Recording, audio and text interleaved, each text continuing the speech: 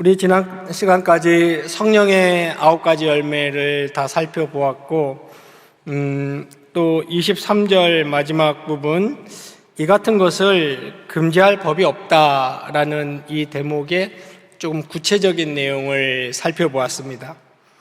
지금 사도 바울이 24절에서 그리고 나서 그리스도 예수의 사람들은 육체와 함께 그 정욕과 탐심을 십자가에 못 박았다라고 이야기하는데, 사실상 이 24절은 그 직전에 살펴본 성령의 9가지 열매의 성화의 삶의 근거가 되는 구절입니다. 그러니까 24절은 예수 그리스도의 사람들이 어떻게 살아야 되는지를 압축적으로 다시 한번 요약해서 정리하고 넘어가는 구절이라고 할 수 있겠습니다. 사도 바울이 이 구절 24절에서 시작하는 내용이 그리스도 예수의 사람들입니다. 호이투 크리스투 이에수스 그랬습니다. 이 말은 그리스도 예수의 그들이라는 말입니다. 극명하게 대비시키고 있죠. 그리스도 예수의 사람들, 호이투 크리스투 예수스, 그리스도 예수의 사람들, 그러니까 중생인들입니다. 이 사람들은 하면서 얘기하는 것이 육체를 십자가에 못 박았고 하면서 soon 그와 그 육체와 함께 정욕과 탐심도 십자가에 못 박았다라고 이야기를 하는 것입니다. 사도 바울이 지금 그리스도 예수의 그들, 그리스도의 생명을 받은 그 사람들은 지금 하고 싶은 말은 정욕과 탐심도 십자가에 못 박았다, 이 얘기를 하고 있는 건데, 이 얘기를 하면서 육체와 함께라는 표현을 먼저 썼습니다. 22장 20절 기억나십니까? 내가 그리스도와 함께 십자가에 못 박혔나니 할 때, 그때 내가랑 여기 육체는 같은 말입니다. 같은 단어는 아니지만 같은 말입니다. 그러니까 여기 육체라는 단어는 사르카라는 헬라어인데, 이것은 이 물질의 body, 육신을 의미하는 것이 아니고 인간의 부패한 본성, 그리고 특히 죄로 물든 옛 자아를 십자가에 이미 못 박혔다라는 말입니다. 2장 20절에서 내가 나의 옛 자아, 이 표현을 한번 묵상을 해보시기 바랍니다. 옛 자아, 죄로 물든 옛 본성은 그리스도가 갈보리 십자가에 못 박힐 때 이미 내가 못 박혔다. 이 말은 이미 나의 아담 안에서의 죄인으로서의 삶은, 나의 존재성 자아는 끝났다입니다. 거기서 끝났다는 말입니다. 그때 2장 20절에서 사용한 못 박혔나니는 수동태입니다. 수동태 아시죠? 수동태. 당하는 거예요. 먹었다 그러면 능동태고, 먹혔다 그러면 수동태죠. 제가 너무 무시하고 있나요? 죄송합니다. 그냥 이해를 쉽게 돕기 위해서, 내가 십자가에 못 박혔다 할 때 사용된 단어는 수동태예요. 그때는 예수 그리스도가 주체입니다. 능동 주체예요. 예수 그리스도가 갈보리의 십자가에 못 박힐 때 나는 십자가에 함께 못 박혔다. 이 말이 나의 옛 자아 본성도 그때 끝나고 새로운 생명을 얻어서 새로운 자아가 시작됐다는 말입니다. 이 말을 우리가 이해할 때 주의하셔야 될 게, 우리가 옛 죄악, 옛 본성에 영향을 안 받는다는 말은 아닙니다. 여전히 영향을 받지만, 그러나 그것의 지배는 받지 않는다는 말입니다. 이 맛을 좀 더 쉽게 풀겠습니다. 지배를 받지 않는다는 말은 그 죄나 옛 자아가, 죄가 인간에게 당연히 요구해야 될 것들이 있죠. 그것은 무엇입니까? 죄, 죽어야지. 죄, 벌 받아야지. 죄, 저주받아야지. 이건 죄의 권리예요. 죄의 권리. 그러니까 제가 지배권을 행사하는 겁니다. 그래서 신학적으로 표현할 때 내가 그리스도와 함께 십자가에 못 박혔다. 여기 육체가 못 박혔다. 옛 자아가 못 박혔다는 말은 이제 더 이상 그 죄가 나한테 죄값을 치러. 넌 죽어야 돼. 넌 저주하에 있어야 돼라는 죄의 권리 행사를 못한다는 말입니다. 그리스도인들에는 못해요. 그래서 사도 바울이 갈라디아서에서 그처럼 강요하는 것이 free. We are set free. 우리는 자유다. 우리는 살았다. 우리는 자유다. 갈라디아서에서 사도 바울은 이야기하는 겁니다. 내가 그리스도와 함께 십자가에 못 박혔나니. 24절에 사도 바울이 Holy to 그리스도 예수스, 그리스도 예수의 그들이라고 이야기하는 겁니다. 그들이 이제 24절에서 사도 바울이 정작 하고 싶은 말이 있습니다. 십자가에 못 박혔다는 말하자면 어디에 속하는 말일까요? 칭의에 속하는 말이죠. 여러분들 많이 들어보셨죠? 경약교회 성도들은 귀에 못이 박히도록 들어보셨어요. 칭의와 성화, 동전의 양면. 제가 여러 번 표현했습니다. 태양의 열과 빛, 분리시킬 수 없어요. 칭의는 말 그대로 제가 아까 설명한 대로 수동태입니다. 수동. 우리가 우리를 의롭게 할 수 없어요. 우리가 죄의 지배와 권세에서 우리를 자유롭게 할 수 없어요. 오직 예수 그리스도가 우리를 자유롭게 해주셨습니다. 우린 그냥 선물 받은 거예요. 그래서 이제 우리는 이걸 뭐라고 부릅니까? 카리스, 은혜다, 은혜다, 은혜다. 그냥 선물 받았다. 이렇게 얘기합니다. 그러나 여기서 정욕과 탐심을 십자가에 못 박았다라는 말은 이제 성화에 관한 것입니다.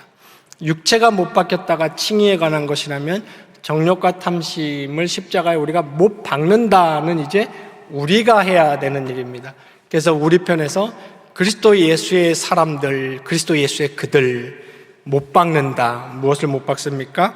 정욕과 탐심을 십자가에 못 박는다. 그러니까 이제 성화는, 거룩한 삶은 우리가 이루어가는 것입니다. 이거 어떻게 해볼 수 있어요? 엄두가 안 나죠. 어차피 하면 뭐해요?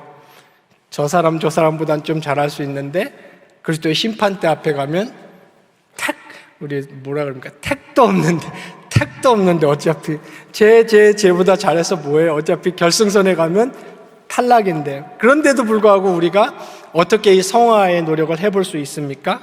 다시 제가 말씀드립니다. Free. 자유. 우린 자유인이에요. 그리스도 예수 그리스도의 십자가의 목로가 우리를 영원히 죄와 사망의 지배 법에서 해방시켰습니다. 그렇기 때문에 우리는 십자가 그리스도 심판대 앞에서 통과하기 위해서 아둥바둥 공포와 두려움과 조바심으로 거룩한 삶을 사는 것이 아니고 자유와 기쁨과 평강과 안심과 믿음으로 성화의 삶을 사는 겁니다. 먼저 이 단어 설명을 좀 하겠습니다. 여기 정욕이라고 번역된 단어는 파세이마타라는 단어가 있는데 이 정욕과 탐심은 거의 같은 종류의 단어예요. 같이 이해하셔도 됩니다만 조금 사도 바울은 구분을 했습니다. 단어를. 그러니까 우리도 구분을 해서 성경을 살펴볼 필요가 있겠죠. 이 정욕에 해당하는 파세이마타라는 단어는 충동적인 욕정 같은 것을 말합니다. 그냥 본능적으로 일어나는 욕정. 그리고 두 번째 탐심이라고 번역된 이 단어는 에피스미마이라는 단어인데 이것은 의지적인 욕구를 말하는 거예요. 조금 구분이 되시죠? 그러니까 이 두 가지를 다 우리는 살면서 그리스도 예수의 그들은 십자가에 못 박아야 된다는 것입니다.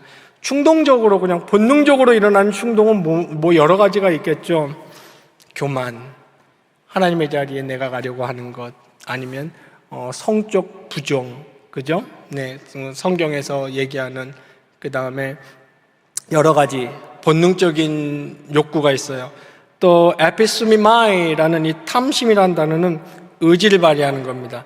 내 야망, 내 명예, 그런 것들, 내가 삶의 중심에 있는 겁니다.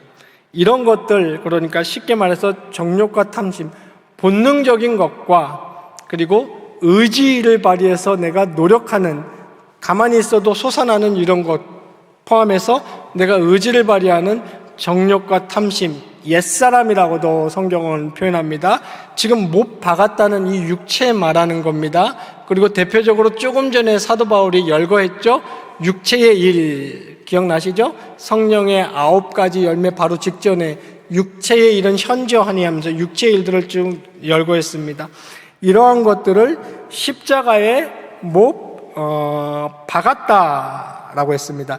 여기 십자가에 못 박는다라는 스타우로우가 십자가고 스타우로산 해서 스타우로산 하면 동사예요. 십자가 스타우로우 스타우로산 동사인데 십자가 형에 처했다 이런 말인데 여기서 사도 바울이 사용한 형태가 부정과거라는 헬라어 문법을 사용했습니다. 부정과거는 어떤 뜻이 있냐면 여러분 옛날에 영어 공부하신 분들 기억나십니까? 현재 완료형 과거에 happen and still now maybe in the future 그죠? 이해가시죠? 그거랑 비슷해요.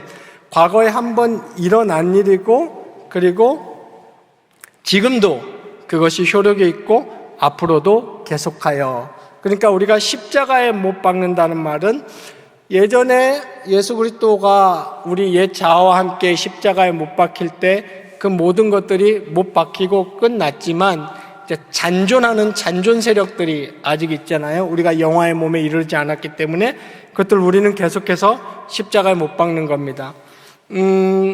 제임스 몽고메리 보이스라는 신학자가 되게 재밌는 비유를 썼어요. 이 본문을 가지고 사람이 십자가에 못 박히면 그냥 그 자리에서 딱 안 죽는답니다. 안 죽고 길게는 20시간, 보통 10시간은 걸린대요. 이렇게 서서히 죽어가는 거죠. 그러면서 막 꿈틀꿈틀대고 고통스러우니까 막 이렇게 하면서 이 못 박았던 이게 이제 약간씩 헐거워지는 거죠. 이렇게 살점이 이렇게 늘어나고 파헤쳐 좀 죄송합니다. 좀 하여튼 십자가가 그런 거예요. 로마 시대에 제일 끔찍한 처형이었어요. 이렇게 하면은 그게 이제 거기서 그럼 다시 어떻게 다시 못 박 내려오지 마.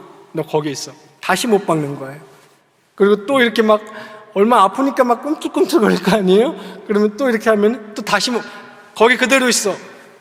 지금 이 표현을 하는 거다라고 되게 멋있게 표현했습니다. 그러니까 우리의 정욕과 탐심은 매일매일 내려오지 못하도록 예수 그리스도의 십자가에 우리가 계속 못을 박아야 되는 그러니까 부정과고 못 박혔지만 지금도 못 박고 앞으로도 못을 박아야 되는 그러한 것을 묘사하고 있다고 얘기하고 있습니다. 오늘 본문에서 굉장히 중요한 우리가 꼭 짚고 넘어가야 될 부분이 있는데 우리가 한번 진지하게 생각해 보아야 합니다. 심각하게 묵상해 보아야 돼요. 이게 왜 이렇게 중요합니까? 성경은 이 지금 갈라디아서뿐만 아니라 여러 서신에 걸쳐서 그냥 신학성경 전부라고 볼 수 있어요. 제가 여러 번 말씀드렸습니다만 다시 말씀드리겠습니다. 바울의 서신을 들여다보시면 패턴이 똑같아요. 앞에서는 하나님이 하신 그 위대한 일을 이야기합니다. 칭히 그리스도와 함께 못 박혔나니 이 이야기를 하는 거예요. 교리를 말하죠. 그리고 뒷부분에 가면 무엇을 말합니까? 성화를 말합니다. 거룩하게 살아라. 이게 왜 이렇게 중요한 걸까요? 사도 바울은 왜 우리한테 11조 많이 내라. 위대한 11조 내야 됩니다. 11조 내야 돼요. 근데 11조 많이 내라. 위대한 사람이 되어라. 훌륭한 신앙인이 되어라. 이런 말 안 하고 왜? 거룩하게 살아라. 성화에 힘써라. 날마다 자기의 정욕과 탐심을 십자가에 못 박아라. 왜 이렇게 성경은 성화를 그토록 강조하는 것이겠습니까? 간단히 단적으로 말하자면 인간의 존재론적인 존재 목적 이유 때문입니다. 다시 쉽게 말하자면 인간은 왜 존재하나요? 우리 이거를 정말 인생 살아가면서 스스로에게 자꾸 확인해야 돼요. 이거 확인하지 않으면 우리는 그냥 세월을 하루하루 흘려보내기 쉽습니다. 우리 이거 분명해야 됩니다. 인간이 태초에 애초에 이걸 언약적 측면이라고 부릅니다. 그런 표현은 기억할 필요가 없어요. 인간이 왜 존재하나요? 처음에 하나님은 인간을 왜 만드셨나요? 우린 거기서부터 시작해야 됩니다. 그 이유는 인간으로 하여금 하나님의 속성, 하나님의 성품을 발휘하도록, 그러니까 하나님의 형상으로 살아가도록 인간을 창조하셨어요. 그때 하나님은 가장 큰 영광을 받으십니다. 그러니까 저와 여러분의 삶은 저와 여러분에 관한 것이 아니에요. 우리의 삶은 우리에 관한 것이 아닙니다. 우리의 삶은 하나님에 관한 것입니다. 하나님에 관한 것이에요. 그래서 하나님이 보실 때 가장 가치 있는 삶, 가장 의미 있는 삶, 이 하루를 가장 잘 산 삶이란 것은 원래의 인간이 타락하고 죄지어서 죄로 본성이 부패하기 전에 원래의 인간의 모습을 최대한 많이 회복하고 살아가는 그 삶입니다. 그래서 성경은 그토록 반복적으로 오늘 본문 24절도 말하는 것처럼 내가 그리스도와 함께 십자가에 못 박혔나니 그러므로 너희는 이제 정욕과 탐심을 죽이면서 살아가라. 이 말은 하나님을 위해서 살고 하나님의 속성을 반영하고 내가 사업을 해도 그 사업이 나에 관한 사업인데 하나님이 관여하시는 게 아니에요. 그렇게 생각하면 안 됩니다. 그리스도인은 내가 사업을 하면 하나님에 관한 사업이야. 하나님에 관한 겁니다. 내가 아이를 키워도 하나님에 관한 거예요. 내 삶은 하나님에 관한 거지 나에 관한 것이 아닙니다. 그것을 회복하는 것이 중생했다, 새 생명을 받았다, 새로운 피조물로 다시 거듭났다라는 것입니다. 그래서 오늘 본문도 다른 서신과 마찬가지로 너희 정욕과 탐심을 십자가에 못 박아라. 이걸 성화를 강조합니다. 거룩하게 사는 것. 좀 전에 배웠던 성령의 9가지 열매를 맺으면서 사는 것을 그토록 강조하고 있는 것입니다.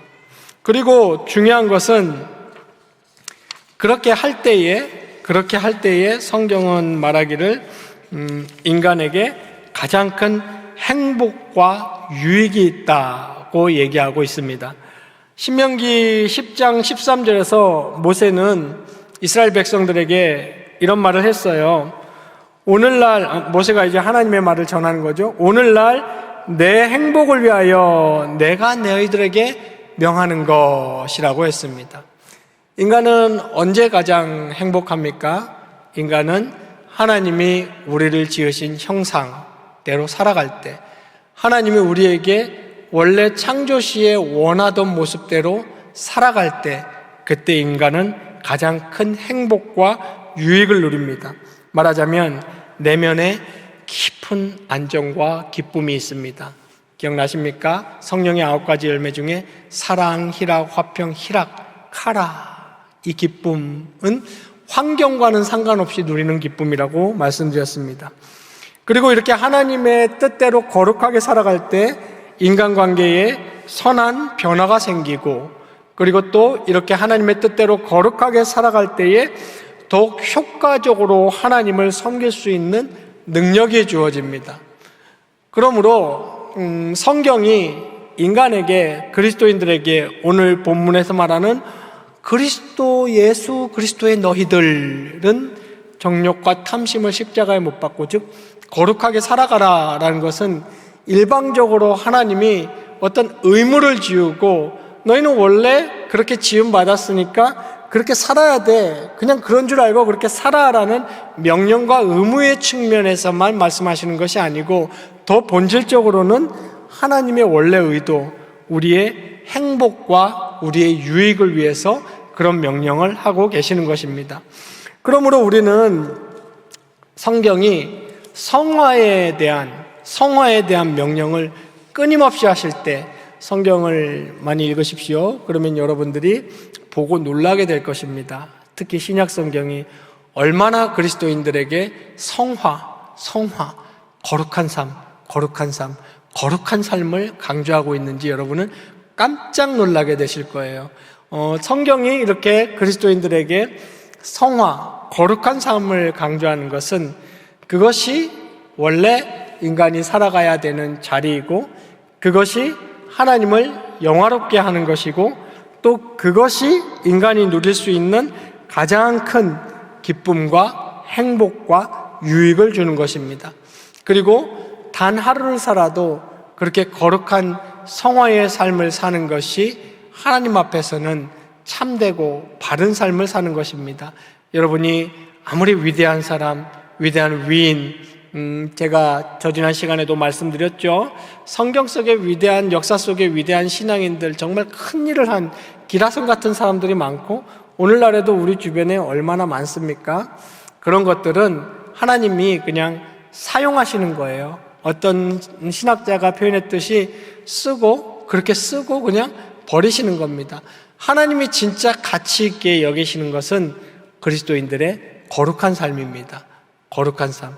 오늘 하루 누가 나를 보아주지 않아도, 누가 나를 알아주지 않아도 내가 하나님 앞에서 정말 이런 거룩한 삶을 경주하고 노력했다는 그 사실 하나만으로 나는 오늘 그리스도인으로서, 새로운 중생인으로서 하나님 앞에 영광 돌리고 영화로운 삶을 사는 것입니다.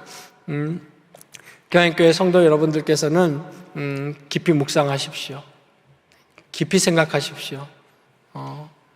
성경이 거룩하게 살아라, 거룩하게 살아라, 거룩하게 살아라, 그 명령을 진지하게 늘 생각하고 묵상해 보십시오. 그리고 제가 설명드린 것처럼 성경은 왜 이렇게 그 위대한 예수 그리스도의 십자가의 일을 이루어 놓고 그리스도인들에게 하루하루 겸손히 거룩하게 살으라고 이야기하는 것일까? 그것도 깊이 늘 묵상해 보시기 바랍니다. 거기가 우리 인간이 있어야 될 자리고, 그것이 하나님을 가장 영화롭게 하는 것이고, 그리고 그때 인간에게 가장 큰 유익과 행복이 있습니다. 모쪼록 경의 성도님들께서는 갈라디아서 5장 24절에서 이야기하는 그리스도 예수의 사람들, 여러분 아닙니까? 육체와 함께 우리가 이미 그리스도와 함께 십자가에서 의롭다 하심을 입었고, 그 정욕과 탐심을 십자가에 못 박는 매일매일 거룩한 삶, 예수님 닮아가는 삶, 하나님이 처음 인간을 태초에 지었던 그 하나님의 형상을 그대로 하루하루 조용히, 충실히, 묵묵히 반영해내는 이러한 삶부터 시작하셔야 됩니다. 이 삶에서부터 여러분은 비전을 품으시고, 꿈을 가지시고, 미래를 계획하시고, 저 야망 좋아합니다. 저 야망이라는 단어 좋아해요. 저는 그 컨셉이 마음에 들어요. 인생에 어떤 야망을 가질 수 있죠. 네, 내 인생, 내 사업, 아니면 내 자녀에 대한 야망 다 좋습니다.